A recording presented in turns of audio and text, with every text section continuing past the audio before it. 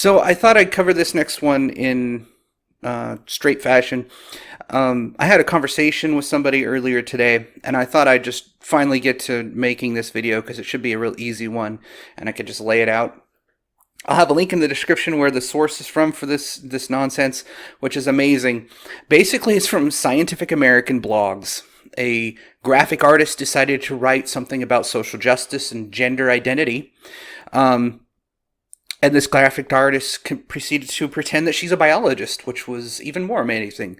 So this actually is sourced from gender studies in particular, which is why it is incorrect. If you guys remember the infamous biological historian who tried to convince us that biological sex is not a real thing, and he'd love to get into it, but for the sake of brevity and time, he's not going to. In other words, it is a thing, and he was lying. Here's the two. There's two very distinctive switches that they do in their conversations, in their arguments, that you should pay attention to, because it kind of shapes the way you start thinking about it when you start talking to people. And the first switch is fairly obvious. We've all heard it before. There's a simple argument against it, and that is the switch where they go from assigned, and originally it was observed. And that switch is very subtle, but very obvious. I mean, you don't assign somebody their sex at birth. It is observed at birth based on their genitalia. They don't sit there and do a genetic analysis of the child pre-birth just to determine if they have a syndrome of some sort or have issues. No, they let the baby come out, and then you can determine by observation what sex they are. Sex being biologically determinate. And the other switcheroo that they've done in the trans community in particular, which kind of gives them credence and makes them feel better about their insanity surrounding the gender as a spectrum, which I actually do agree with. Gender is indeed a spectrum, but not like they describe it.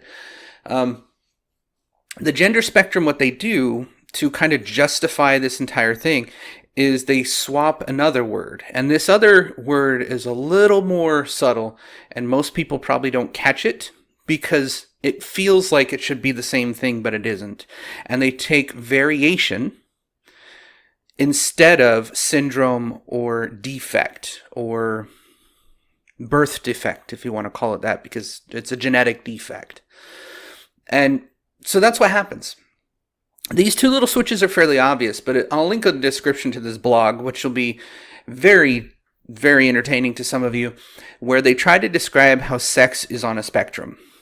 And therefore, gender, which should not be synonymous with sex, according to some people, is too on a spectrum, even though it is not. So that first switch, let's talk about that. The sex is assigned at birth. Well, they claim there's multiple sexes and not just one, because based on chromosomes, you can have a variation, see how they switch it like that, between XX and XY. So there's XXX, XXY, XYY, and so on and so forth. Or XX and half. Each one of those is a birth defect. It is not a variation. The reason why we know this is a birth defect and not a variation is for a number of reasons. Decreased probability of being able to reproduce. Only 50% of the 4 known syndromes, variations of sex, as they put it, which is actually syndromes of sex or defects, birth defects of sex. Only 2 out of 4 of those, 50% of the ones that actually have one of these syndromes, which is actually a little bit more common than you would think, which is why they want to put this on the spectrum and say it's bigger than it is. Only half of them can actually have children. The rest cannot. They cannot reproduce. That is an evolutionary dead end, which says it's a defect of the human genome. It is not a variation of the human genome. If it were a variation, it would be something along the kin of race, for example, where we have black and white and yellow and brown, and we have variations of hair color, we have variations of straight versus curly hair. We have variations of facial hair versus non-facial hair. I mean, the list goes on of variations between human beings. Shape, size, height, hair color, all that. Those are variations. Those are usually determined by ecology, especially, white people basically came from the north. That's why we're more comfortable in colder climates.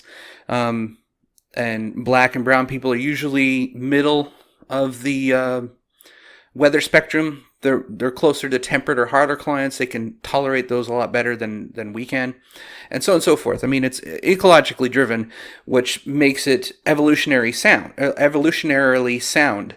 It's driven in our biology, and it's been there for 500,000 years. What you going to do about it, right? But the interesting thing about all of that is that they attributed syndromes, the birth defects of the human species, because it happens in every variation of our species, if you will.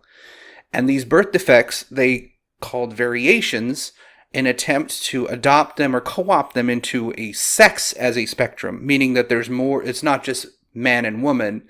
Gender is now a spectrum, and it's linked to sex. So they actually don't drop the differentiation between sex and gender. They try to co-opt birth defects and mental disorders, which is actually a trans issue, like gender dysphoria. They try to bring both of those into a spectrum, which then creates infinite genders, because why not? So the first one, the subtle one that I'm going over, is the variation to defect. That very subtle switch, because people think variations can be defects. It's not true. A defect is a dead end. A variation is just a difference. The fact that I don't look just like my wife, because we're male and female for one, but she's Filipino and I'm white as can be, those are variations. She's Filipino, that's a variation of the human species. But we can still procreate, so it's not a speciations variation. Anyways, that's deep into biological craziness. Of course, that doesn't exist according to some Canadian gender studies professors. But the second switch, the most common one that we see, is gender is assigned at birth and not observed. That one's easy to debunk. I mean, seriously, you don't assign somebody sex, somebody their gender at birth. It's observed. If they have a penis, they're a boy. If they have a vagina, they're a girl, period. However, this is where I think they deviate, because mental behavioral development can be different depending on ecology, upbringing. I mean, there's a variety of environmental facets can change your behaviors. And because we have like a 20-year development span, it can change between person to person. So a single child, female, will more likely start emulating behaviors of the mother and behaviors of the father more pronounced. Like, they'll want to wear dresses, but they'll kick your ass. Kind of like a Ronda Rousey, where they know they're attractive, they want to be attractive, but they can throw down. Kind of the same thing. If they have siblings and they're mostly boys and they're the only girl, they'll try to stand out from their boy or their brothers by being even more feminine, wearing makeup, trying to look pretty, always wearing dresses. But when it comes down to it, they can roughhouse as well. It's almost like the lonely child, but with brothers. But if you have a lot of sisters, the behaviors change. They're a little bit different. They try to differentiate one from one another. The fighting between siblings is a hell of a lot different. This is observably true. There's plenty of studies on mixed families between all these. And the children's studies individual, when you're watching observed behavior, is pretty fascinating. I read a lot into it while trying to make sure that I'm not a screw up on being a parent myself. So if you want to dig into it, you go right ahead. But essentially, what I'm talking about here is the spectrum of gender identity is part biologically determined. You're either going to be a man or a woman, but your behaviors can deviate from standard or stereotypical male and female behaviors. That's why gender is on a spectrum. Now, it's not a spectrum where you got a bunch of different variations as they've tried to insert. trying to link sex and gender, which is amazing because they're not supposed to be linked, but they do anyways, because they can't keep consistently they can't keep their ideas consistent. That's an ideological problem.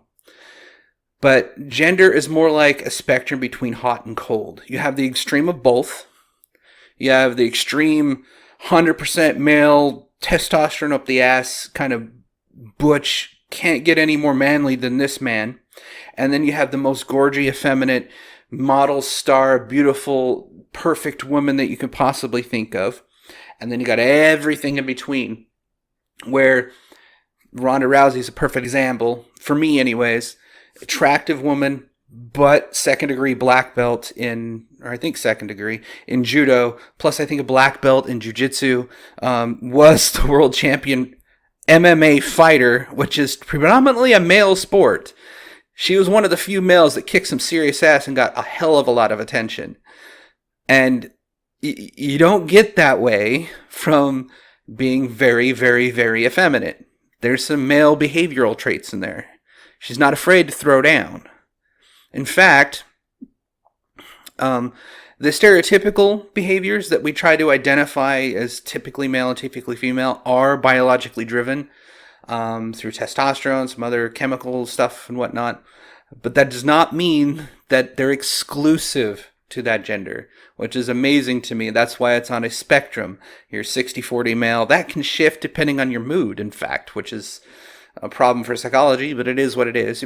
Normally, you just kind of stay when you're in a static state, you kind of stay like between 60-40.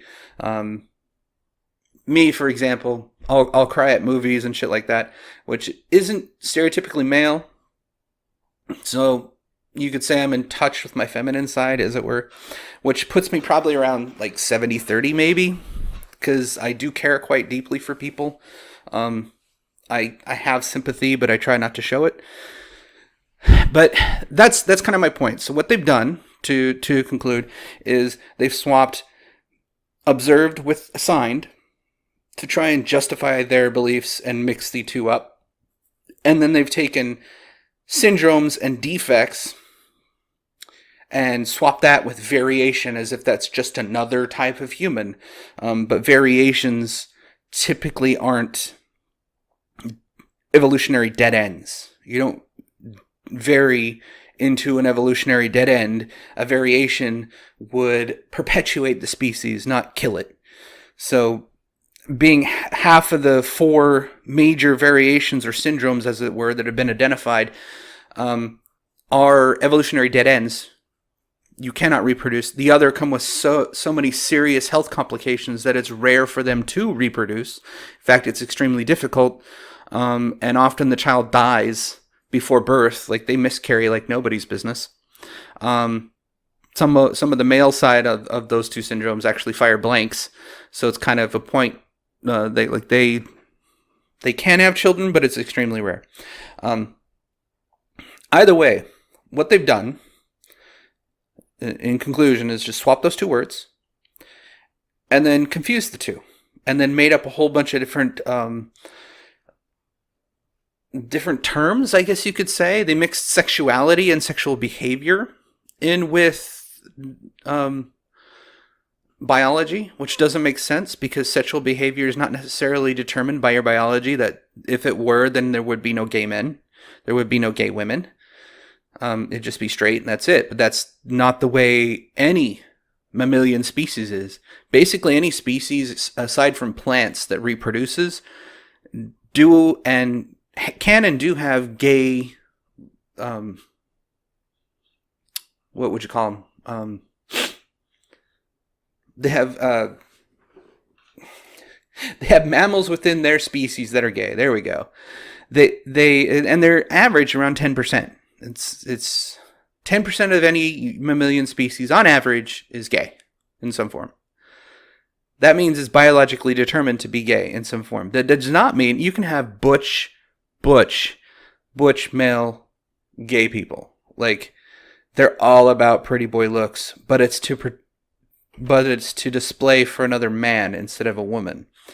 Same behaviors though. Go pump an iron, go and try to look good, go lifting weights and all that. Same behaviors. They're just attracting the same sex instead of the opposite sex. So they're predominantly masculine trying to attract a more effeminate male, which is equally kind of interesting. I mean, it's very fascinating, I would say.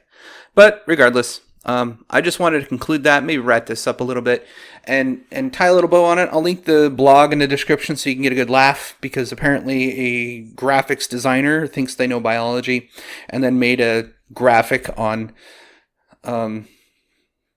gender studies and what they think gender and sexuality is, and the two words that they swapped.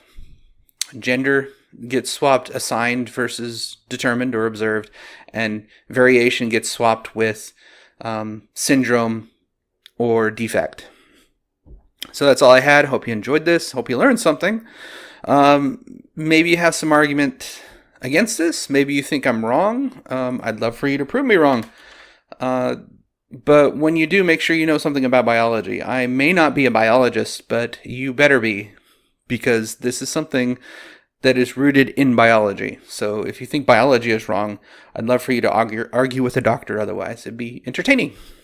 Just not my doctor, because I stay in psychology. That's my thing. Thank you for watching. The class is finished today.